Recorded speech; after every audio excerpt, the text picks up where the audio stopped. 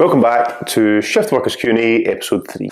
In today's episode I'm going to be going over how to set up your calories and protein target, struggling to find time to train, and which cardio is best for fat loss. So let's go. So number one, how to set up your calories. Now, you've probably seen loads of different calorie calculators out there. This is the easiest way to do it. Your calories, even calculated through very accurate calorie calculators, are never actually going to be that accurate, to be completely honest, because every single person is different. So a good starting point, take your weight in pounds, times it by 10. So for example, I'm 200 pounds, times that by 10, that gives me 2,000. We then want to multiply that by what we would call an activity multiplier. To be on the safe side, I would probably just go with 1.5. So if I then multiply the previous 2,000 by 1.5, that gives me 3,000 calories. So take your weight in pounds, multiply it by 10, multiply that by 1.5. So now that you've got that number, just take 500 off it if the goal is to lose body fat. That'll give you a deficit of around 3,500 calories over the course of the week, which is the equivalent of 1 pound of body fat. If the goal is to build muscle, just keep your calories at that number that you previously calculated and then adjust that if you need to as you move forward. In terms of protein, this is where it can get a bit tricky. If we're overweight and we don't quite know what our lean body mass is, in terms of protein, we want to have about 0.8 to 1 gram per pound of lean body mass. But you may think, well, I don't actually know what my lean body mass is.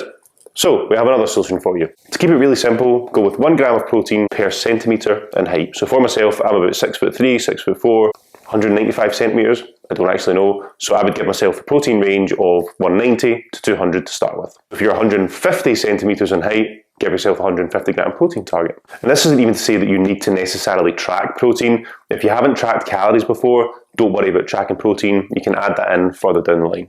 Number two, limited time to get to the gym. Now this actually comes up quite a lot and my clients are pretty well versed in terms of what to do if this happens. So let's say for example, you're meant to be going to the gym. After a back shift, you've got an hour planned in for a session.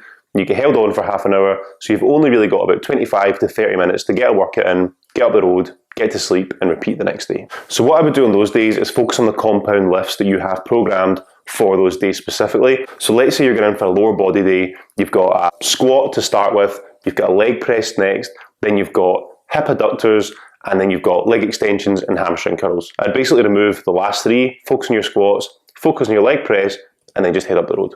So if the goal is to build muscle, or if the goal is to drop body fat and tone up, that's what we want to focus on. We want to make the compound movements our main priority, and we want to get better and more competent at those compound movements. And that's not to say that accessory work doesn't have its place in your program. If you're doing bicep curls and you've got time to do bicep curls, you will get more bicep activation from that. And number three, which cardio is best for fat loss? So we talk about different types of cardio. We've got NEAT, we've got low intensity steady state, we've got high intensity interval training. There's loads of different ones and it can be very, very confusing as to which ones we should actually pick to do for ourselves. So NEAT is non-exercise activity thermogenesis. It's basically just a wanky way of saying movement. So me doing this just now, if I go and iron some t-shirts next door, that's NEAT. It's non-exercise activity thermogenesis. We then have low intensity steady state cardio. So if I went for a walk for 45 minutes to an hour at a relatively decent steady pace, that can be classed as low intensity steady state cardio. The reason that I prefer low intensity steady state cardio, again, the main source of fuel used for that cardio is going to be body fat. The risk of injury is very low. And I find that from a muscle retention and training point of view, the recovery from that is very, very easy. A lot of the times when we're doing different types of cardio, I don't like this phrase, but I hear it all the time, and that's that skinny fat phrase. And a lot of people fall into this trap because they really want their physique to change. They want to look more muscular, they want to look more lean, they want to look more defined, but they have this preconceived idea that in order to do that, to get a six-pack, they need to just go run and run and run. Your body's very, very clever. If you do that, you're sending mixed signals to the body that's saying, right, okay, we're doing all these runs. The first thing that I'm going to get rid of is this muscle tissue because it's heavy, it's got high oxygen demand, it's got high water demand. So if we're then not sending the right stimulus to our body, the muscle's not really got any reason to sort of hang around. So I would always prefer low intensity, steady state cardio if the goal is physical change. And that's not to say you won't get significant fat loss from high intensity interval training or even just going out for jogs and kind of long distance runs, but it's probably going to impact your resistance training in the gym. And again, you could get the same results with a much lower risk of injury by just going out for a walk. But the main thing that matters once again is the energy balance equation. So even if we're focusing on low intensity steady state cardio, but we're still eating too many calories, nothing's going to happen. If we're focusing on high intensity interval training, but we're eating too many calories, nothing's going to happen. and vice versa. If we focus on low intensity steady state cardio and we're staying in that calorie deficit, we're going to start losing body fat.